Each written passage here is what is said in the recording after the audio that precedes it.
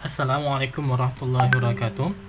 Nah, kita berjumpa kembali kepada saya Sarif Faisal yang akan menjelaskan mengenai larutan elektrolit dan non-elektrolit yang diajarkan di kelas 10 pada mata pelajaran kimia semester 1 ya.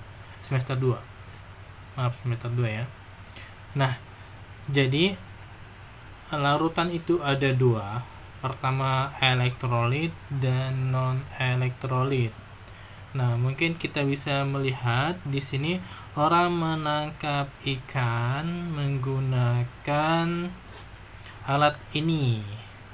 Jadi ini adalah plat logam yang dimana dialirkan listrik dari aki. Nah, ketika dialir listrik, maka ikan itu akan terkena sengatan listrik. Jadi listriknya tidak langsung ke ikan, tapi listriknya itu ke air.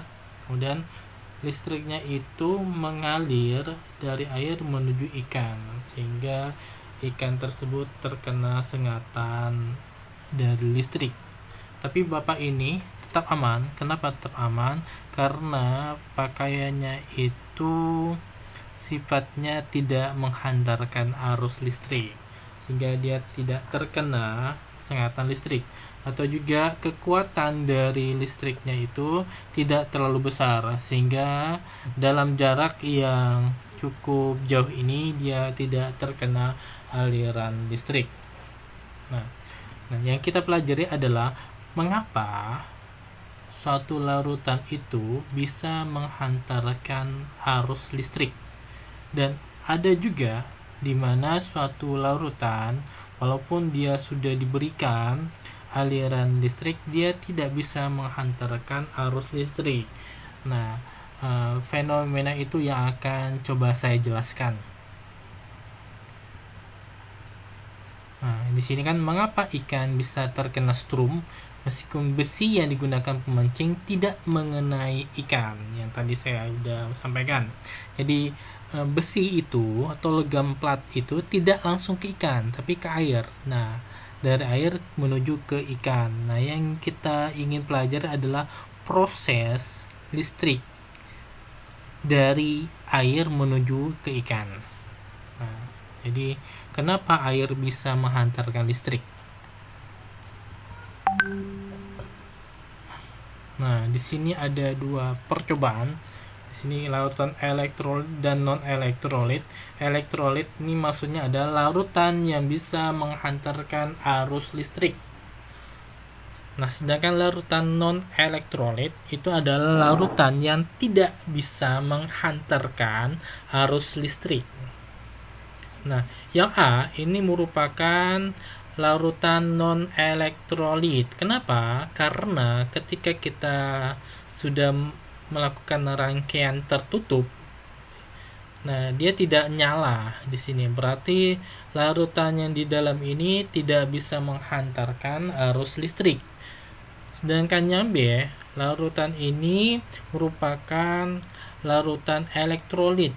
Kenapa? Karena lampunya ini menyala. Nah, jadi syarat untuk mengetahui suatu larutan itu elektrolit ataupun non-elektrolit, jadi rangkaiannya itu harus tertutup atau ada aliran listrik. Nah, kalau terbuka saklarnya itu ya kita tidak bisa mengetahui apakah larutan itu elektrolit atau non-elektrolit. Nah, ini larutan elektrolit. Nah, larutan yang dapat menghantarkan arus listrik. Nah, disebut larutan elektrolit. Nah, di sini pendekatannya menyatakan bahwa ada spesies apa saja yang dalam larutan elektrolit sehingga larutan tersebut bisa menghantarkan arus listrik. Jadi kita mencoba menjawab pertanyaan, ada apa sih di dalam larutan ini sehingga bisa menghantarkan arus listrik. Yang kita lihat kan di sini logamnya enggak mendekat kan, Nah, cuman dicelupkan ke sisi yang satu dengan sisi yang lain, tetapi ada aliran listrik. Apa sih yang terjadi di dalamnya? Itu maksudnya. Nah, ini non elektrolit. Kok ini berbeda? Tidak terjadi aliran listrik. Apa yang terjadi di sini? Kenapa bisa tidak ada aliran listrik? Nah, jadi di sini dikatakan masih ingat dengan senyawa ion, contohnya adalah NaCl, ini garam dapur ya. Apa yang akan terjadi ketika NaCl dilarutkan dalam air? Nah, yang terjadi adalah proses disosiasi. Disosiasi itu maksudnya adalah terurai. Jadi ketika NaCl dilarutkan di dalam air, maka NaCl itu langsung berpisah menjadi Na plus dan Cl minus, yang dimana Na plus itu bermuatan positif dan Cl minus adalah bermuatan negatif. Karena masing-masing memiliki muatan yang saling berlawanan, sehingga memiliki potensi untuk mengalirkan arus listrik. Nah, sehingga dinyatakan bahwa jika suatu larutan mengandung NaCl dan itu dilarutkan, kemungkinan yang terjadi adalah larutan itu bisa mengalirkan listrik atau menghantarkan arus listrik. Nah, kalau kita lihat dalam spesi mikronya, nah di sini akan terurai menjadi kutub positif dan kutub negatif, dan disinilah terjadinya arus listrik. Nah, apakah selain senyawa NaCl ada? Bisa. Contohnya adalah HCl, HDSO4, kemudian CH3COOH. Nah, jadi intinya adalah senyawa yang dimana ketika berada di dalam air, dia akan mengalami proses disosiasi ataupun proses ionisasi, maka senyawa tersebut atau larutan tersebut bisa mengalirkan arus listrik. Nah, salah satu contohnya suatu senyawa bisa mengalami ionisasi, senyawa itu adalah senyawa ion, atau senyawa itu adalah senyawa kovalen polar. Contoh, HCl ini merupakan senyawa kovalen polar. Nah, ini juga kovalen polar. Nah, ini juga kovalen polar.